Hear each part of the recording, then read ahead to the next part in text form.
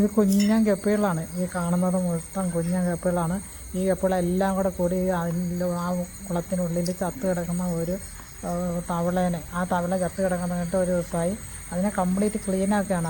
അത് മുഴുവൻ ഒരു 5-10 മിനിറ്റ് കൊണ്ട് അതിനെ കംപ്ലീറ്റ് എല്ലാ ഗപ്പിയും കൂടി അതിനെ കംപ്ലീറ്റ് ഉള്ളിലാക്കി ആ കുളം ക്ലീനാക്കി, ഒരു അഴുക്ക് പോലും ഇല്ലാതെ. അതുപോലെ എന്തെങ്കിലും പാറ്റയോ വലിയ അങ്ങനെ എന്ത് ചെയ്യുന്നതല്ല അതിനെല്ലാവർക്കും ഇതാക്കും. ഒരു പാട്ടയൊക്കെ എത്ര വൃത്തിയാക്കുന്നതെന്ന് പറഞ്ഞാലാണ് ഗപ്പികൾ ഇത്ര കുഞ്ഞൻ ഗപ്പികൾ. ഇതിൻ്റെ ഒരു ശാസ്ത്രം നമ്മൾ പഠിക്കേണ്ടത് തന്നെയാണ്. നമുക്ക് ഈ ഗപ്പികൾക്കെല്ലാം ഒരു കൈ കൊടുക്കാം. ഓക്കെ.